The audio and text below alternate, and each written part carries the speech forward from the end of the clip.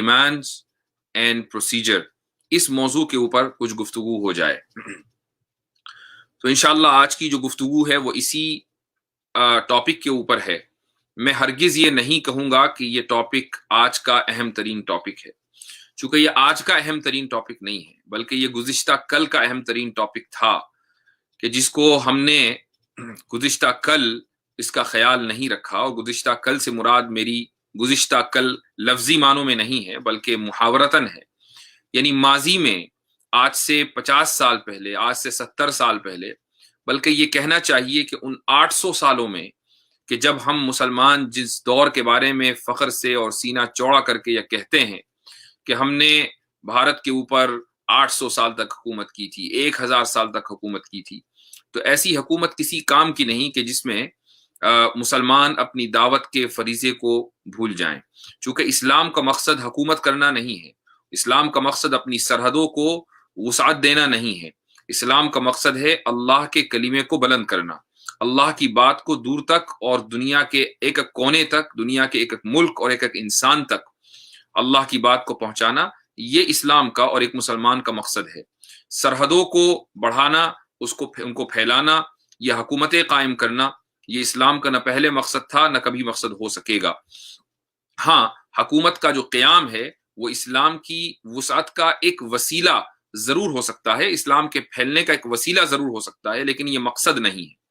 इसलिए जब हम ये सीना चौड़ा करके कहते हैं कि हमने 800 साल या 1000 साल हुकूमत की है, और साथ में हम ये भी एहसास नहीं रखते अपने दिलों में कि उन 800 सालों में या 1000 सालों में हमने दावत के फरीजे को किस तरीके से पामाल किया है, तो यकीनन हमें ऐसे दौर या ऐसे ज़माने के ऊपर फ़ख्र करने का कोई हक नहीं है। हम मुसलमान बहैसियत मुस्लिम, उस उम्मत मुस्लिमा जिन इलाकों के अंदर गए हैं, मिसाल के तौर पर हम तुर्की में गए, अगरचे फातिहाना दाखिल हुए, लेकिन हमने दावत के फरीजे को नहीं भुलाया। आज यही वजह है कि 90% से ज्यादा पॉपुलेशन तुर्की की मुसलमान है। हम मिस्र में दाखिल हुए, अगरचे फातिहाना दाखिल हुए, लेकिन हमने दावत के फरीजे को आगे रखा। यही वजह है कि वहां पर भी 90% से ज्यादा मुसलमान हैं। हम शाम में दाखिल हुए, हम इराक में दाखिल हुए, हम खुरासान में दाखिल हुए, हम फारिस में दाखिल हुए, हम जहां जहां गए वहां फातिहाना भी गए हैं और दाइयाना भी गए हैं। और चूंकि दावत के फरीजे को हमने आगे रखा, इसलिए आज आप इन ममालिक की सूरत हाल को देखिए कि वहां तलवार के जोर पर कन्वर्जन नहीं हुआ है, बल्कि वहां अखलाक की बुनियाद पर कन्वर्जन हुआ और पूरे के पूरे ममालिक वहां मुसलमान हो गए। हिंदुस्तान में, भारत के जिन इलाकों में हम दाइयाना आए हैं, वहां उन इलाकों का आज भी आप अहवाल जाकर मुताला कर सकते हैं, मुशाहिदा कर सकते हैं। हम केरला में जब आए तो दाइयाना आए।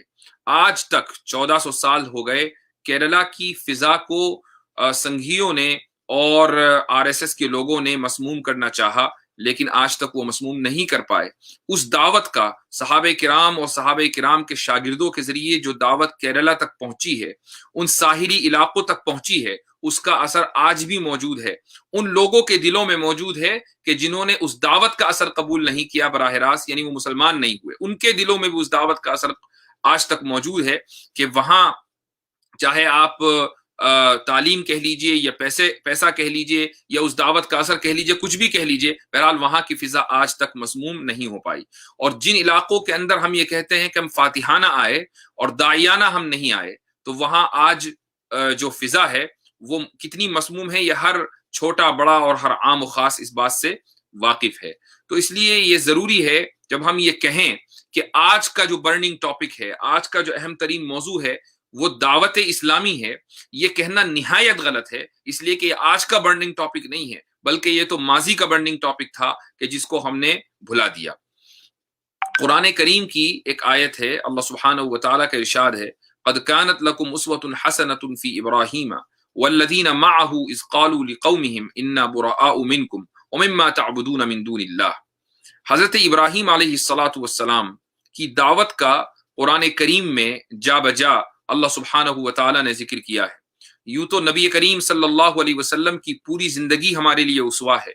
आप सल्लल्लाहु अलैहि वसल्लम का एक एक लम्हा और एक एक मिनट आप अलैहिस्सलातु वस्सलाम ने जो उम्मत के लिए और पूरी इंसानियत के लिए वक्फ किया है, یہ دراصل ہمارے لیے اسوہ حسنہ ہے، اور آپ علیہ الصلاۃ والسلام سے آگے یا ادھر ادھر آپ کے علاوہ دیکھنے کی ہمیں ضرورت بھی نہیں ہے۔ لیکن چونکہ تمام انبیاء کی برادری ہمارے لیے افضل البشر ہے، اور تمام انبیاء کی برادری ہمارے لیے اسوہ ہے، اور وہ تمام انبیاء اور رسول کے جن کا تذکرہ اللہ سبحانہ وتعالی نے کر دیا، وہ تو وہ شخصیات ہیں کہ جن کے اوپر ایمان لائے بغیر ہم پکے مسلمان بلکہ مؤمن ہو ہی نہیں سکتے، ہمارا ایمان قبول ہی نہیں ہے اگر ہم ان انبیاء اور ان رسولوں پر ایمان نہ لائیں کہ جن کا ذکر قرآن کریم میں ہے۔ حضرت ابراہیم علیہ الصلاۃ والسلام کی یہ خصوصیت ہے کہ حضرت ابراہیم علیہ الصلاۃ والسلام کے آل اولاد سے 3 میجر جو اس دنیا میں ریلیجن ہیں، فیتھ ہیں، وہ چلے ہیں۔ اسلام سب سے پہلے، اس کے بعد عیسائیت ہے اور یہودیت ہے۔ جو سب سے پہلے میں نے بولا ہے وہ اپنے انفلوئنس کے اعتبار سے بولا ہے، یعنی ایک کرونولوجیکل آرڈر نہیں ہے، ورنہ تو سب سے پہلے یہودیت ہے، اس کے بعد عیسائیت ہے، اور اس کے بعد پھر نبی کریم صلی اللہ علیہ وسلم کا پیغام ہے۔ تو یہ تینوں ادیان ابراہمک ریلیجن کہے جاتے ہیں، اور ان میں حضرت موسیٰ علیہ الصلاۃ والسلام کے ذریعے جو دین آیا یعنی یہودیت، یہ دعوتی دین نہیں ہے، یعنی وہ اپنے دین کو پھیلانے کے لیے باہر نہیں نکلتے ہیں، وہ کسی کو دعوت نہیں دیتے ہیں۔ لیکن عیسائیت اور اسلام یہ دونوں تبلیغی اور دعوتی دین ہیں۔ عیسائی مشنریز کو آپ دیکھتے ہی ہوں گے کہ پوری دنیا کے اندر پھیلی ہوئی ہیں، اور ان کی یہ کوشش ہے کہ کسی طریقے سے لوگ عیسائیت کے اندر داخل ہو جائیں۔ اس کے لیے وہ میڈیکل لائن کا سہارا لیتے ہیں، وہ کالجز قائم کرتے ہیں، وہ اسکولز قائم کرتے ہیں، وہ ہسپتال قائم کرتے ہیں، وہ چیریٹی دیتے ہیں، وہ تمام چیزیں لوگوں کو فراہم کرتے ہیں کہ جو لوگوں کی بنیادی ضرورت ہے، اور اس طریقے سے وہ اپنے آپ کو اپیلنگ بناتے ہیں، اس طریقے سے وہ اپنی بات کو اپیلنگ ثابت کرتے ہیں، اور یوں ایک بڑی تعداد عیسائیت کے اندر داخل ہو جاتی ہے۔ اسلام کے تعلق سے بھی یہی کہا جائے گا کہ اسلام ایک دعوتی مذہب ہے، یعنی وہ اس بات پہ یقین رکھتا ہے کہ لوگوں کو اسلام کی دعوت دی جائے۔ لیکن اسلام نے صرف یہ نہیں کہا کہ تم جاؤ اور ہاسپٹل بنا دو، تم جاؤ اور اسکول بنا دو، تم جاؤ اور کالجز قائم کر دو، تم جاؤ اور لوگوں کو پیسے دو اور پیسے کے ذریعے تم ان کا کنورژن کرو، تم جاؤ اور تلوار کے ذریعے کنورژن کرو۔ یہ اسلام کا کانسیپٹ نہیں ہے۔ اسلام کا جو کانسیپٹ ہے وہ کیا ہے؟ قرآن کریم میں جگہ جگہ ہے، نبی کریم صلی اللہ علیہ وسلم کی سیرت میں جگہ جگہ ہے۔ جو آیت میں نے پڑھی ہے وہ حضرت ابراہیم علیہ الصلاۃ والسلام سے متعلق ہے، اور حضرت ابراہیم علیہ الصلاۃ والسلام کی جو زندگی ہے وہ پوری زندگی شرک سے لڑتے ہوئے گزری ہے۔ اور ہم چونکہ بھارت میں رہتے ہیں، ایک بڑی تعداد جن لوگوں سے میں مخاطب ہوں بھارت میں موجود ہے، اور بھارت میں آپ کے ارد گرد مشرکین ہیں۔ تو اب سوال یہ ہے کہ ہم دعوت ان مشرکین تک کیسے پہنچائیں؟ تو حضرت ابراہیم علیہ الصلاۃ والسلام کہ جن کے بارے میں قرآن کریم خود یہ کہہ رہا ہے کہ قد کانت لکم اسوۃ حسنۃ فی ابراہیم، کہ ابراہیم علیہ الصلاۃ والسلام کے تعلق سے یا ابراہیم علیہ الصلاۃ والسلام کی زندگی تمہارے لیے بہترین اسوہ ہے، بہترین نمونہ ہے، بہترین معیار ہے۔ تو حضرت ابراہیم علیہ الصلاۃ والسلام سے پھر بہتر کس کی شخصیت ہو سکتی ہے اس تعلق سے، جبکہ قرآن نے خود ہی کہہ دیا کہ ان کی زندگی اس بارے میں اسوہ حسنہ ہے۔ تو حضرت ابراہیم کی زندگی میں ایسا کیا تھا کہ قرآن نے ان کی زندگی کو دعوت کے میدان میں اسوہ حسنہ کہا ہے؟ ایسی کیا چیز تھی کہ جس کو ہم اختیار کر سکتے ہیں؟ چونکہ ہم اپنے آپ کو حضرت ابراہیم علیہ الصلاۃ والسلام سے بھی ریلیٹ کر سکتے ہیں، اور نبی کریم صلی اللہ علیہ وسلم سے تو ریلیٹ کر ہی سکتے ہیں، چونکہ ہم آپ کی امت میں ہیں، اور آپ صلی اللہ علیہ وسلم کا سامنا بھی مکہ کے ان سنگ دل مشرکین سے ہوا تھا کہ جنہوں نے نبی کریم صلی اللہ علیہ وسلم کو پریشان کرنے، اذیت دینے، تکلیف پہنچانے، اور بہت بڑی تعداد میں جو مسلمان ان کے ساتھ آپ کے ہاتھ پر اسلام قبول کر چکے تھے، ان کو ٹارچر کرنے میں کوئی دقیقہ انہوں نے نہیں چھوڑا تھا۔ تو ہم اپنے آپ کو نبی کریم صلی اللہ علیہ وسلم کی زندگی سے تو ریلیٹ کر ہی سکتے ہیں، حضرت ابراہیم علیہ الصلاۃ والسلام کی زندگی سے بھی ہمیں ریلیٹ کرنا ہے۔ لیکن وہ کیسے کرنا ہے، وہ کیا چیزیں تھیں حضرت ابراہیم کی زندگی میں، دراصل اس کو سمجھنا چاہیے۔ اور اگر ہم نے اس کو سمجھ لیا اور اس کو اختیار کر لیا تو جس طریقے سے دعوت کا فریضہ انبیاء نے انجام دیا ہے، اور ان کی دعوت فروٹفل تھی، ان کی دعوت کا نتیجہ نکلا، اور وہ نتیجہ ایسا کہ پوری کی پوری برادریاں، پورے کے پورے قبیلے اور علاقے ان کے ہاتھ کے اوپر بیعت ہو جاتے تھے۔ تو ایسے ہی آپ بھی دیکھیں گے، ہم بھی دیکھیں گے کہ اگر ہم نے ان کے اسوے کو اختیار کر لیا، ان کے نمونے کو اختیار کر لیا، تو جس طرح ان کی دعوت نتیجہ خیز تھی، جس طرح ان کی دعوت کے اندر اثر تھا، تو ایسے ہی ہماری دعوت کے اندر بھی وہی اثر ہوگا، وہی تاثیر ہوگی۔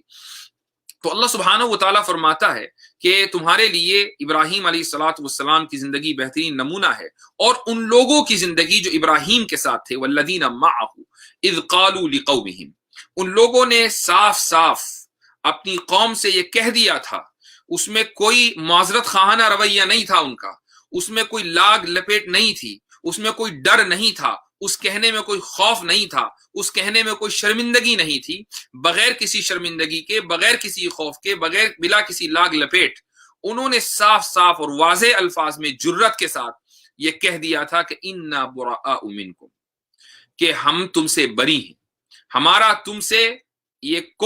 तुमसे कोई ताल्लुक नहीं है, यानी दीन और मजहब की बुनियाद पर तुमसे बरी हैं। ओ मिम्मा तअबुदून मिन दूनिल्लाह, और अल्लाह को छोड़कर तुम जिन जिन बुतों की और जिन जिन चीजों की इबादत करते हो उनसे भी बरी हैं। उसके आगे एक और लफ्ज अल्लाह सुब्हानहू व तआला ने जिक्र किया, कफरना बिकुम, कफरना बिकुम, हम तुम्हारा इनकार करते हैं। यानी जब हजरत इब्राहीम अलैहिस्सलाम के इस उसवे से यह पता चला कि जब तक आप लाइन नहीं खींचेंगे फर्क की, जब तक आप इम्तियाज कायम नहीं करेंगे अपने और दूसरों के दरमियान, जब तक आप वो खत नहीं खींचेंगे और आप लाइन के इधर और दूसरे लाइन के उधर नहीं खड़े होंगे, तो आप सामने वाले को अपना मुखातब नहीं बना सकते। चूंकि मुखातब सामने होता है, जो मेरे बराबर में बैठा हुआ है, जो मेरे साइड में बैठा हुआ है, उसको मैं मुअस्सिर अंदाज से खिताब नहीं कर सकता। मेरे सामने जो होगा वो मेरी बॉडी लैंग्वेज को समझेगा, वो मेरे चेहरे के एक्सप्रेशन को समझेगा। मेरे सामने जो बैठा होगा मैं उसकी बॉडी लैंग्वेज को समझूंगा, मैं उसके चेहरे के एक्सप्रेशन को समझूंगा, और जब ये कम्युनिकेशन कायम होगा तब जाकर दावा इफेक्टिव होगी, तब जाकर दावा मुअस्सिर होगी। हमारा मसला ये है कि हम जिस मुआशरे में रहते आए हैं, हम उस मुआशरे के अंदर इस तरीके से घुल मिल गए हैं कि हमने उन लोगों की आधी आदतें तो ये समझकर अपना ली हैं कि इनका मजहब से कोई ताल्लुक नहीं है, और बहुत सी ऐसी भी आदतें हमने अपना ली है कि जिनका मजहब से ताल्लुक था, हमारे मजहब ने उनकी सख्त तरदीद की थी, इसके बावजूद भी हमने गैरों के असर के तहत उन आदतों को अपना लिया। मिसाल के तौर पर हमारे यहाँ बिरादरीवाद है। ये बिरादरीवाद कहाँ से आया? ये बिरादरीवाद इस्लाम से तो नहीं आया, कुरान में तो बिरादरीवाद नहीं है, हदीस में तो बिरादरीवाद नहीं है।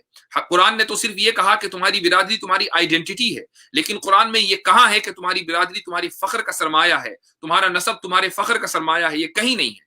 लेकिन मुसलमानों के अंदर, आप भारत में चले जाएं, आप पाकिस्तान में चले जाएं, आप इन मुमालिक में चले जाएं जो बर्रे सगीर के आसपास हैं, यहाँ बिरादरी फख्र का जरिया है, यहाँ बिरादरी और नस्ब जो है वो प्राइड का जरिया है। ये क्यों है? ये उन्हीं लोगों के साथ के जो हमारे मदऊ हैं, कि जिनको हमें दावत देनी थी, दरअसल उनके साथ रहते रहते उनकी जो बुरी आदतें हैं वो हमने इख्तियार कर ली हैं। तो बजाय इसके कि हम अपनी अच्छी आदतें उनको देते और जो चीज हमारे पास थी वो उनके साथ शेयर करते, हमने उनकी बुरी आदतें इख्तियार कर ली, इसलिए कि हमने अपने और उनके दरमियान कभी खत्ते इम्तियाज नहीं खींचा था। हजरत इब्राहीम अलैहिस्सलाम ने जब दावत का अपना सफर शुरू किया और कुछ लोग आपके हाथ पर इस्लाम, हजरत इब्राहीम के हाथ पर इस्लाम कबूल कर लिया, तो उन्होंने सबसे पहले ये कहा अपने लोगों से कि कफरना बिकुम, हमारा तुम्हारे से कोई ताल्लुक नहीं है, हम तुम्हारा इनकार करते हैं और तुम्हारे माबूदाने बातिला का इनकार करते हैं। लेकिन आज हमारी मुस्लिम उम्मा की जो सूरत हाल है वो ये नहीं है। हम बहुत ज्यादा माजरत खाना रवैया इख्तियार कर चुके हैं, हम बे इंतहा अपोलोजेटिक हो चुके हैं। हम उधर से जो भी चीज आती है उसको ये सोचकर कबूल कर लेते हैं कि भाई सेक्युलरिज्म है, भाई जमहूरियत है, भाई डेमोक्रेसी है, तो डेमोक्रेसी के अंदर तो ये चलता ही है, अक्सरियत की राय है तो अक्सरियत की राय ने जब वोट दे दिया तो क्या करें। ये चीजें दरअसल खत्ते इम्तियाज को इन चीजों ने खत्म कर दिया है, और यही वजह है कि हमारी जो दावा है वो इफेक्टिव नहीं रही है। यहां पर मैं रुक कर एक बात कहना चाहूंगा कि कुरान करीम ने एक लफ्ज इस्तेमाल किया है, कफरना बिकुम, हम तुम्हारा इनकार करते हैं। अब देखिए हमारे मुसलमानों में कैसे कैसे नमूने हैं। अभी कल एक साहब ने मुझे एक वीडियो भेजी, किसी खातून की है, कोई मुसलमान खातून है, और जब मैंने उसके बारे में सर्च किया तो पता चला कि वो म्यूजिशियन है, दिल्ली के किसी रेडियो में वो म्यूजिशियन है और गाना गाती भी है और शायद म्यूजिक भी देती है। उसकी एक वीडियो है और उस वीडियो में وہ اسلام کی تعلیمات کو سمجھا رہی ہے. اب بتائیے یہ دن آ گئے کہ ایک میوزیشین کہ جو گانا بجاتی ہے اور جو گانے کی میوزک دیتی ہے وہ اسلام پڑھا رہی ہے. تو چلیے اسلام پر کسی کی اجارہ داری تو نہیں ہے، لیکن ان لوگوں کی کوئی کریڈیبلٹی نہیں ہے جو خود اپنی زندگی کے اندر کریڈیبل نہ ہو، ان کی تعلیمات کیسے کریڈیبل ہو سکتی ہیں؟ تو بہرحال وہ یہ کہہ رہی ہے اس ویڈیو کے اندر کہ کفر کے معنی اگر آپ گوگل پر سرچ کریں تو اس کے معنی وہی ہیں جو آپ جانتے ہیں، لیکن اگر آپ ڈکشنری دیکھیں تو کفرا کے معنی آتے ہیں، کفر کے معنی آتے ہیں ٹو کنسیل، کسی چیز کو چھپانا. تو اصل تو کافر کے معنی یہ ہے، کسان کو کافر کہا جاتا ہے. اسی طریقے سے جہاد کے معنی ایفرٹس ہیں. تو جب ہم اپنے نفس کے خلاف جہاد کرتے ہیں اور ایفرٹ کرتے ہیں اپنی زندگی میں اپنے نفس کو کنٹرول کر کے، تو گویا کہ ہم جہاد کر رہے ہیں. تو یہ اس نے دو لفظوں کے معنی دیے اور اس طریقے سے بتانا چاہا کہ کافر دراصل ہر چھپانے والے کو کافر کہا جاتا ہے. یہی وہ اپولوجیٹک رویہ ہے، یہی وہ معذرت خواہانہ رویہ ہے کہ جس کا میں ہمیشہ اپنی تحریروں میں اپنی تقریروں میں ذکر کرتا ہوں کہ مسلمانوں کو اس سے نکلنا ہوگا. انہیں یہ کہنا ہوگا کہ کافر کا لفظ لغت میں کیا ہے، ہمیں اس سے کوئی پرابلم نہیں، اس سے کوئی فرق نہیں پڑتا. کافر کا لفظ نصوص میں کس طریقے سے استعمال ہوا ہے، قرآن میں کس طریقے سے استعمال ہوا ہے، حدیث میں کس طریقے سے استعمال ہوا ہے، ہمیں دراصل وہ دیکھنا ہے. کافر کے معنی منکر کے آتے ہیں. منکر انکار کرنے والا. تو ہر وہ شخص جو خدا کی وحدانیت کا انکار کرے کافر ہے. ہر وہ شخص جو رسول کی رسالت کا انکار کرے کافر ہے. ہر وہ شخص جو ختم نبوت کا انکار کرے کافر ہے. ہر وہ شخص جو خدا کے وجود کا انکار کر دے کافر ہے. تو کفر کے معنی صرف چھپانے کے نہیں آتے، وہ ایک لنگوسٹک میننگ ہے، اس کے لغوی معنی ہے، ڈکشنری کے معنی ہے. لیکن قرآن نے اور حدیث نے ان کو کس معنی میں استعمال کیا ہے یہ اہم ہے. ہاں کافر گالی نہیں ہے، یہ بات بھی بالکل واضح اور ڈنکے کی چوٹ پر کہنا چاہیے کہ کافر گالی نہیں ہے. اور اس کی دلیل یہ ہے کہ قرآن کریم کی اس آیت میں جو میں نے ابھی آپ کے سامنے پڑھی ہے، کفرنا بکم، آپ میں سے جن لوگوں نے درس نظامی پڑھا ہے وہ اس صیغے سے بخوبی واقف ہیں. کفرنا کہ ہم نے انکار کیا تمہارا. تو گویا کہ کفر کی جو نسبت ہے وہ حضرت ابراہیم اور آپ کے لوگوں نے اپنی طرف کی کہ ہم نے تمہارا انکار کیا. تو گویا کہ تمہارے مذہب کے اعتبار سے ہم کافر ٹھہرے اور ہمارے مذہب کے اعتبار سے تم کافر ٹھہرے. تو کافر اگر گالی ہوتی تو کفر کا انتساب خود حضرت ابراہیم علیہ الصلوۃ والسلام کے ہاتھ پر ایمان لانے والے اپنی طرف نہ کرتے. یہ خود قرآن کریم کی واضح دلیل ہے. تو بہرحال حضرت ابراہیم علیہ الصلوۃ والسلام کی جو جرت ہے دراصل وہ دعوت کی بنیادی اسپرٹ ہے، اور وہ جرت ہماری قوم سے ختم ہو چکی ہے. آپ مجھے بتائیے کہ کتنے لوگوں کو آپ نے دیکھا ہوگا کہ سڑک کے اوپر کھڑے ہیں اور قرآن کریم کے جو نسخے ہیں وہ غیر مسلموں میں تقسیم کر رہے ہیں. آپ نے بھارت کی سڑکوں میں کتنے لوگوں کو دیکھا ہوگا کہ وہ ٹرینوں میں یا بسوں میں یا اسی طریقے سے اسٹیشنوں پر یا بس سٹاپس کے اوپر یہ جتنے بھی پبلک پلیٹ فارمز ہیں وہاں پر وہ دعوت کا یہ اسلامی مٹیریل ہندی میں اور تمل میں، ملیالم میں اور انگریزی میں اور دیگر مقامی اور علاقائی زبانوں کے اندر تقسیم کر رہے ہیں. آپ نے کتنے لوگوں کو اس تعلق سے فکر مند دیکھا ہوگا؟ تو اس اور ہو سکتا ہے کہ بہت سے لوگ فکر بھی کرتے ہوں، لیکن وہ فکر کبھی جرت کے اندر تبدیل نہیں ہو پاتی. ہم ہمیشہ یہ سوچتے ہیں کہ اگر ہم نے سامنے والے کو کوئی مٹیریل دیا، سامنے والے کو قرآن کی کاپی ہم نے اگر ہدیہ کی، سامنے والے کو اگر ہم نے کوئی اسلامی پمفلٹ دیا تو ہو سکتا ہے کہ وہ ناراض ہو جائے، ہو سکتا ہے کہ لوگ میرے خلاف بھڑک جائیں، ہو سکتا ہے کہ لوگ مجھ پر حملہ کر دیں. تو کیا اگر یہ خیال انبیاء کو آتا اور انبیاء علیہم الصلوۃ والسلام اپنی دعوت سے رک جاتے تو بتائیے میں اور آپ آج کی تاریخ میں مسلمان ہوتے؟ یہ حالات تو انبیاء کے اوپر بھی آئے ہیں، لیکن انہوں نے جرت دکھائی. حضرت ابراہیم علیہ الصلوۃ والسلام ہمارے لیے اسوہ اور معیار اسی بنیاد پر ہیں کہ وہ جری تھے. یہاں تک کہ انہوں نے خط امتیاز اس طریقے سے قائم کر دیا کہ جب ان کی قوم نے ان کو فیسٹیول میں جانے کے لیے بولا، اس فیسٹیول میں کہ جہاں شرک ہونا تھا، اس فیسٹیول میں کہ جہاں کفر ہونا تھا، اس فیسٹیول میں کہ جس کی بنیاد کفر اور شرک یا مظاہر کے اوپر تھی، تو حضرت ابراہیم علیہ الصلوۃ والسلام نے بہانہ کر دیا. یہ الگ بات ہے کہ جھوٹ نہیں بولا. حضرت ابراہیم علیہ الصلوۃ والسلام نے کہا انی سقیم، کہ میں بیمار ہوں. یہ جو انی سقیم ہے اس کو اگر آپ انگریزی میں ترجمہ کریں، انگریزی میں اس کو کہیں گے آئی ایم سک. لیکن انگریزی ترجمہ اگر آپ کریں گے اور انگریزی جاننے والے جو لوگ ہیں وہ اس کو بہت آسانی کے ساتھ سمجھ سکتے ہیں. آئی ایم سک آف اٹ ایک فریز ہے، ایک جملہ ہے، اس کا مطلب یہ ہے کہ میں اس سے عاجز ہوں. آئی ایم سک آف اٹ. تو انی سقیم کو हजरत इब्राहिम अलैहिस्सलाम ने उस माना में इस्तेमाल किया कि तुम्हारी हरकतों से मैं आजिज आ चुका हूं। लोग ये समझे कि हजरत इब्राहिम अलैहिस्सलाम बीमार हैं इसलिए जाना नहीं चाहते। तो हजरत इब्राहिम ने झूठ नहीं बोला बल्कि एक मुहावरा इस्तेमाल किया कि जिसको किसी भी मानों के अंदर इस्तेमाल किया जा सकता था। हजरत इब्राहिम अलैहिस्सलाम अल्लाह के नबी हैं, अल्लाह के रसूल हैं, और अल्लाह का रसूल मासूम होता है, वो किसी भी तरह का गुनाह कभी उसके सरजद हो ही नहीं सकता। तो ये कैसे मुमकिन है कि हजरत इब्राहिम अलैहिस्सलाम जानबूझकर झूठ बोलें। तो हजरत इब्राहिम ने उस फेस्टिवल में जाना गवारा नहीं किया, और जब लोग चले गए तो कुरान खुद कहता है कि हजरत इब्राहिम उनके बुतखाने में गए और वहां पर सारे बुतों को तोड़ दिया सिवाय सबसे बड़े के। तो ये जो जुर्रत है, ये हजरत इब्राहिम की जुर्रत, ये किसी, जब तक हम अपनी जिंदगी के अंदर इस जुर्रत को इख्तियार नहीं करेंगे और हम ये सोचें कि हमारी दावत मुअस्सिर हो जाए, ऐसा हो नहीं सकता। अब आप आगे चलिए, हजरत इब्राहिम के जो मुनाजरे हुए हैं, उन्होंने लोगों के सामने जाकर, ऐसा नहीं कि उन्होंने किसी बहुत बड़े पादरी के साथ या किसी बहुत बड़े पंडित के साथ मुनाजरा किया, बल्कि वो अलल ऐलान उन्होंने स्टेज सजाया और उन्होंने इस तरीके से अपनी दलील दी कि भाई मैं ये सोचता हूं कि जिस तरीके से तुम चांद सितारों की इबादत करते हो, तो चलो मैं भी एक सितारे की इबादत करके देखता हूं। रात आई, सितारा निकला, तो उन्होंने ये कहा कि मैं सितारे की इबादत करके देखता हूं। और जब सुबह हुई और वो सितारा गुरूब हो गया, तो उन्होंने कहा कि भाई जो खुदा अपने वजूद को ना बचा सके, जो गुरूब हो जाए, भला वो मेरी क्या मदद कर सकता है? भाई मैं तो सितारे को नहीं मानता। कुरान करीम का 7वें पारे में ये पूरा किस्सा मज़कूर है कि जब चांद निकला तो हजरत इब्राहिम अलैहिस्सलाम ने खुलकर कहा कि चलो तुम ठीक है, तुम चांद की इबादत करते हो, मैं भी कर लेता हूं। और उसके बाद जब चांद गुरूब हो गया तो कहा कि जो चीज ला उहिब्बुल आफिलीन, कि जो चीज गुरूब हो जाए और अपने आप को ना बचा सके, अपनी रोशनी को ना बचा सके, अपने नूर को ना बचा सके, वो मेरी जिंदगी के अंदर क्या नूर देगी, इसलिए मैं चांद की इबादत नहीं करूंगा। उसके बाद सूरज निकला और उन्होंने कहा कि ठीक है, अगर तुम सूरज की इबादत करते हो, अगर तुम सूर्य नमस्कार करते ही हो, तो चलो ठीक है, मैं भी थोड़ी देर के लिए मान लेता हूं कि इसका सूर्य नमस्कार होना चाहिए। लेकिन जब सूरज शाम में गुरूब हो गया तो हजरत इब्राहिम अलैहिस्सलाम ने कहा कि ये तो बड़ा होने के बावजूद, सबसे बड़ा होने के बावजूद अपने आप को न बचा सका और गुरूब हो गया, अपनी रोशनी इस दुनिया के अंदर न फैला सका, तो भला मेरे दिल के अंदर और मेरे कल्ब के अंदर और लोगों के दिलों के अंदर ये अपनी रोशनी और अपना नूर कैसे फैलाएगा। तो हजरत इब्राहिम ने इस तरीके से जो कॉमन सेंस वाले आर्ग्यूमेंट्स थे वो लोगों को दिए और लोग उनके हाथ पर, लोगों ने इस्लाम कबूल किया। ये खुद कुरान करीम कह रहा है वल्लज़ीना मअहू। अब हजरत इब्राहिम अकेले नहीं थे, बल्कि हजरत इब्राहिम के साथ बहुत से लोग थे कि जिन्होंने हजरत इब्राहिम के हाथ पर इस्लाम कबूल कर लिया था। वल्लज़ीना मअहू इस बात की दलील है।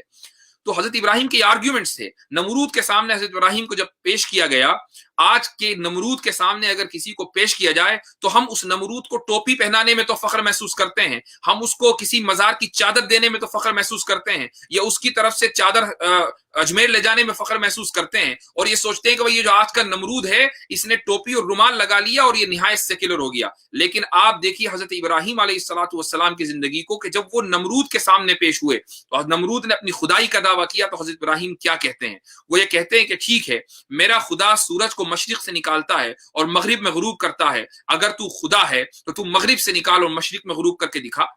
तो फबुहितल्लज़ी कफर, के जो कुफ्फार थे वो मबहूत होकर रह गए, यानी वो इस दलील का कोई जवाब नहीं दे पाए कि अगर खुदा है तो खुदा कादिर मुतलक होता है, वो जो चाहे करे, तो तुम करके दिखाओ। अगर तुम खुदाई का दावा करते हो, अल्लाह ने तो एक निजाम सेट कर दिया है, तुम उस निजाम को बदल के दिखाओ।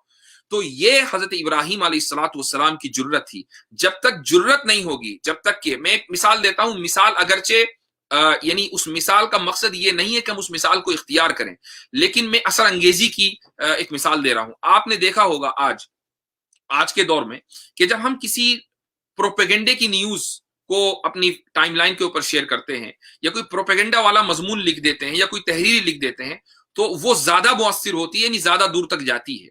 आपने अगर बहुत ही इस्लाही मजमून लिखा और कहा कि हाँ भाई ये है, यानी कोई भी आपने बहुत अच्छी बात लिखी अपने मकसद से, अपने अपने नुक्ता नजर के एतबार से, तो उसको अप्रिशिएट करने वाले या उसको कबूल करने वाले बहुत कम लोग होंगे।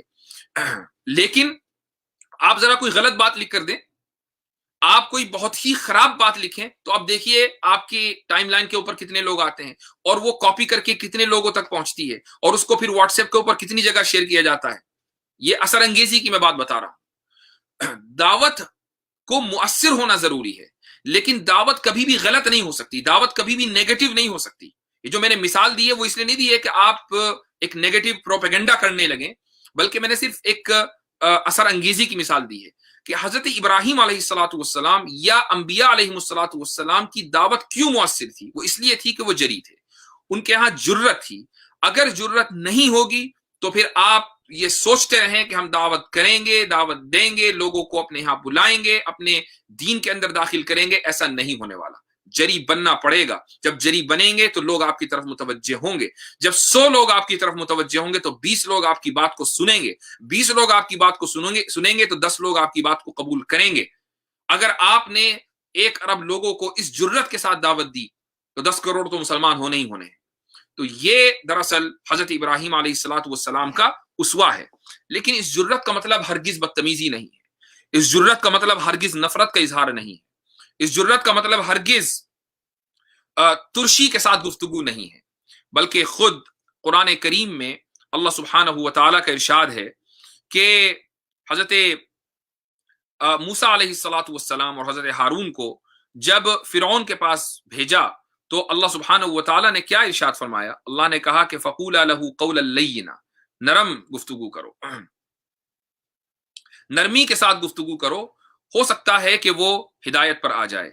नबी करीम सल्लल्लाहु अलैहि वसल्लम के बारे में अल्लाह सुब्हानहू व तआला कुरान में क्या कहता है। वो ये कहता है कि फ़बिमा रहमतिन मिनल्लाहि लिन्त लहुम, कि अल्लाह की रहमत से, अल्लाह की मर्जी से और उसकी रहमत से आप नरम दिल बन गए। लिन्त लहुम, अगर लौ कुन्त फ़ज़्ज़न गलीज़ल क़ल्ब, अगर आप तुरशरू होते, अगर आप सख्त दिल होते तो लनफ़ज़्ज़ू मिन हौलिक, तो ये आपके जो लोग आप अपने इर्द गिर्द देख रहे हैं वो सब लोग जा चुके होते, वो आपके यहाँ न ठहरते, आपके पास न बैठते।